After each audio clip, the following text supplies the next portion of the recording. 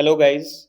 Welcome to day 3 of Easy and Only Way to Clear UPSC Prelims 2026. And this is the best strategy by which you can score 110 plus in the upcoming prelims without giving 30 or 40 mock tests or wasting precious amounts of your time like 5 or 6 months for prelims or without wasting thousands of your hard earned money. So आज के question number पहला question आज का question number 19 we are analysing question paper of 2015.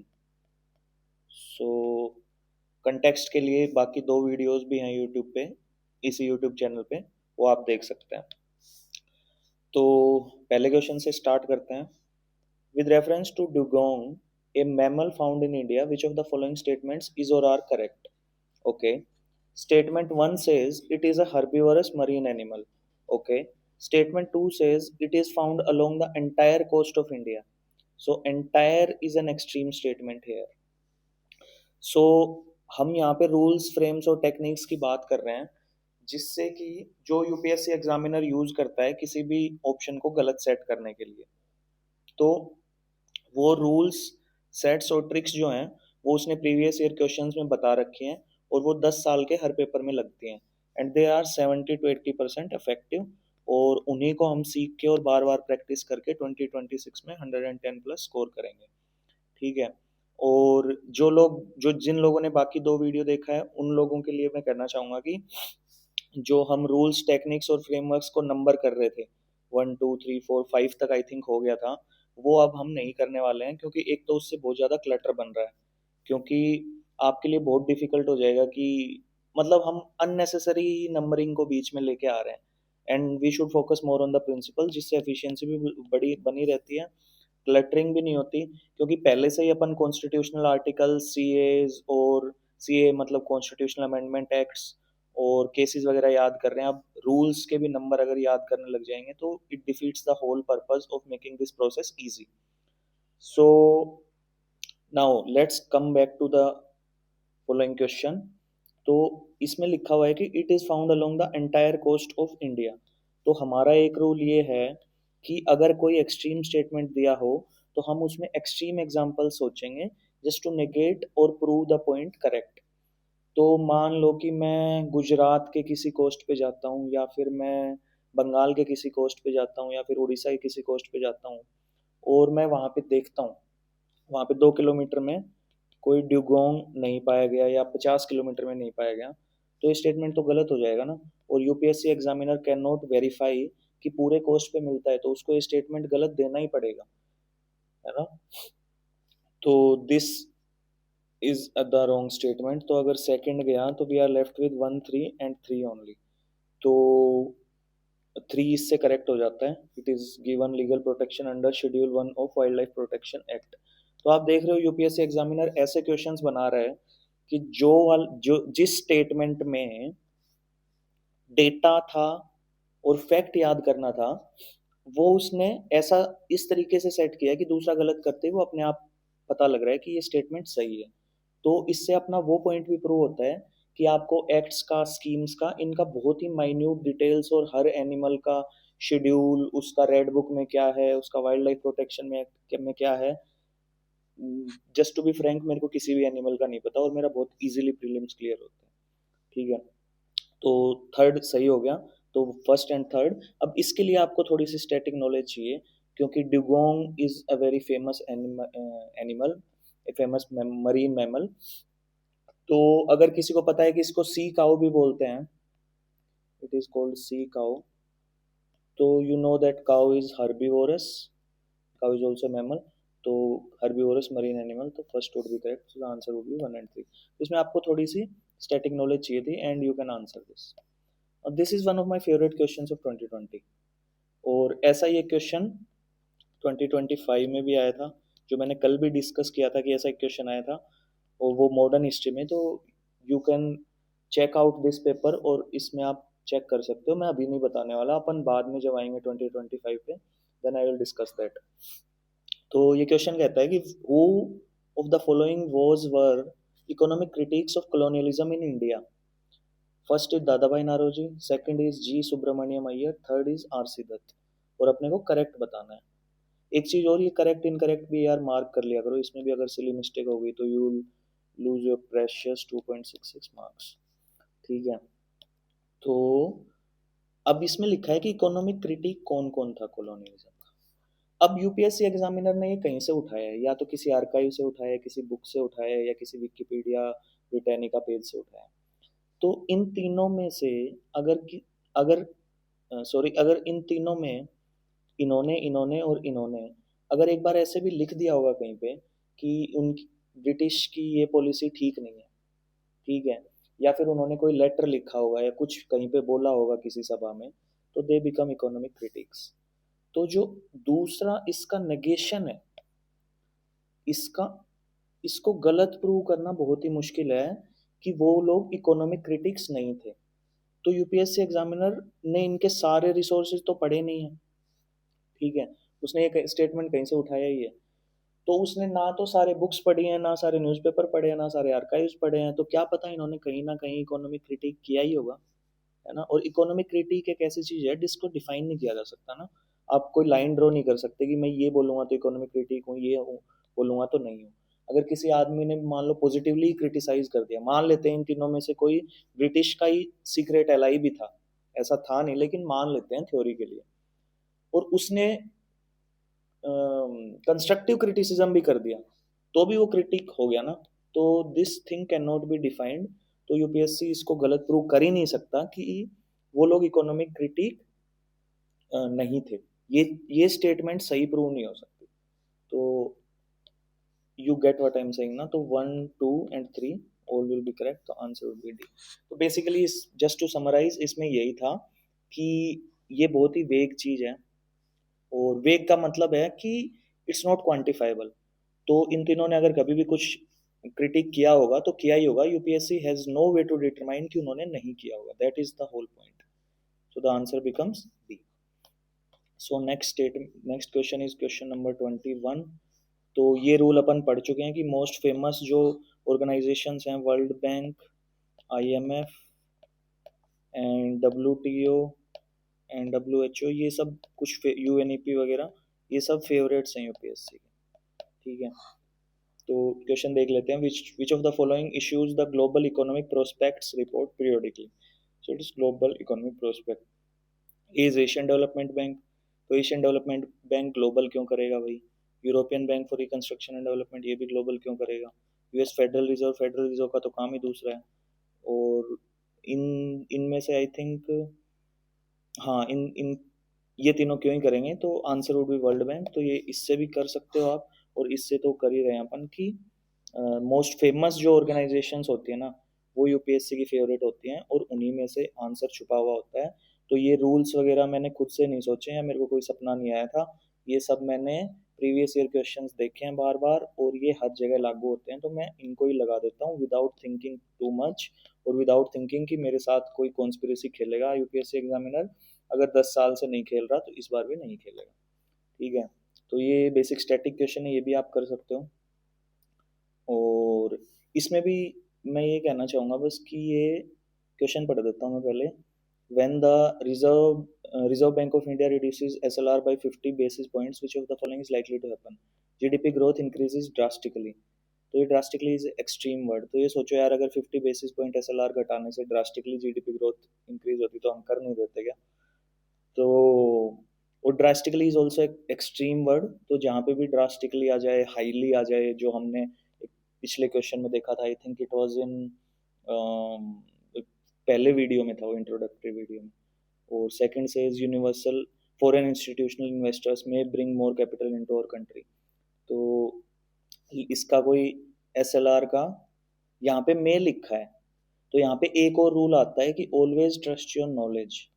So knowledge is greater than these mental frames, rules and techniques, ठीक है। अगर आपको कोई चीज़ श्योर शॉर्ट पता है ना, तो उसमें कोई ट्रिक वगैरह नहीं लगानी है।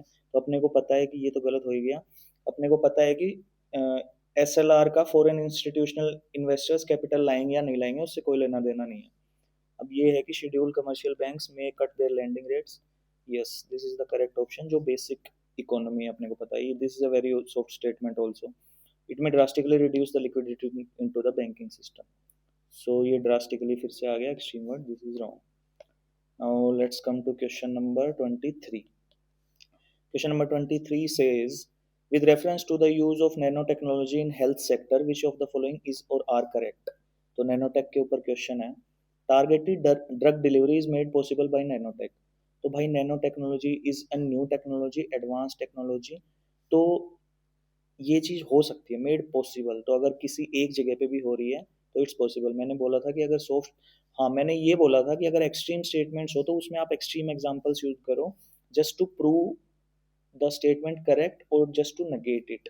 लेकिन अगर सॉफ्ट स्टेटमेंट्स हैं उसमें भी आप एक्सट्रीम एग्जांपल्स यूज कर सकते हो just to prove it correct. ठीक है, कि मेड पॉसिबल. तो अगर एक भी हो गया तो हो गया ना. और second says can largely contribute to gene therapy. अब ये कंट्रीब्यूट को भी अपन डिफाइन नहीं कर सकते, this is not quantifiable. Largely is also not quantified है. तो इसमें ये नहीं लिख रखा कि भाई ये 5% कंट्रीब्यूट करेगा, 10% करेगा. 10 को भी मैं लार्जली कंट्रीब्यूट बोल सकता हूँ और 80% को भी बोल सकता हूँ. ठीक है, तो ये स्टेटमेंट भी करेक्ट हो जाएगा. और ये स्टेटमेंट उससे भी करेक्ट हो रहा है. एक रूल ये भी है कि साइंस एंड टेक में,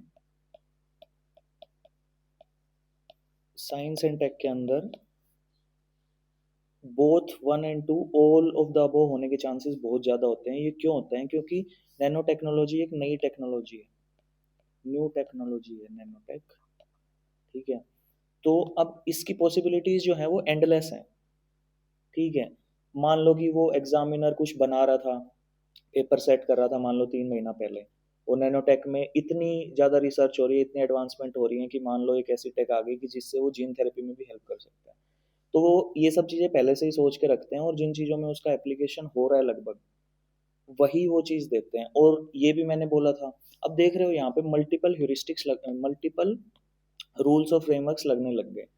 वो कैसे लगने लग गए कि let me give, just give me a second. हाँ मैंने ये बोला था कि 9 out of 10 times UPSC statements को पिक करता है और बनाता नहीं है. तो largely contribute to gene therapy. ये बहुत ही उठाई हुई स्टेटमेंट लग रही है, कोई बनाई हुई स्टेटमेंट नहीं लग रही.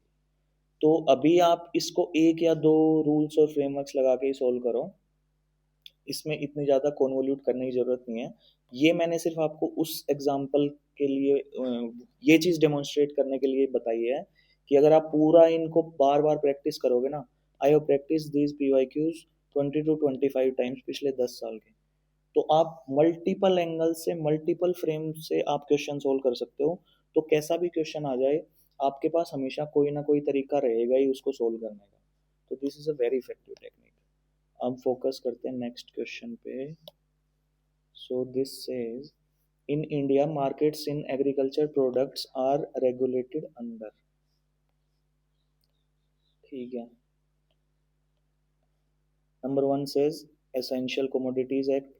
Number 2 says Agriculture Produce Market Committee Act enacted by states. Number 3 says Agriculture Produce Grading and Marketing Act. And number 4 says Food Products Order 1956, Meat Products Food Products Order 1973. ठीक है, तो भाई एग्रीकल्चर प्रोड्यूस और agriculture produce भी हो सकता है, products they are similar words. उनके मार्केट्स किस कौन से लॉ से रेगुलेट होते हैं?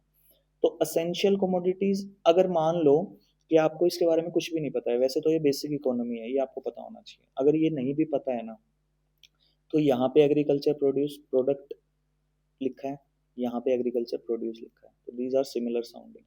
ये वर्ड इतने सिंपल सिंपल फंडे लगते हैं प्रीलिम्स के क्वेश्चन सॉल्व करने में. जब मुझे पहली बार पता लगा था आई वाज शॉक्ड कि इतने इजीली भी प्रीलिम्स के, जिसको बहुत ही ज़्यादा डिफिकल्ट एग्जाम बना दिया गया है इकोसिस्टम के द्वारा, कि इस इतने इजीली क्वेश्चन सोल्व हो रहे हैं.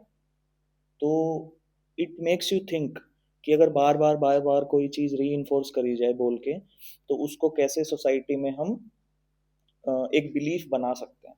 ठीक है, यहाँ पे ये लिखा है agriculture produce grading and marking.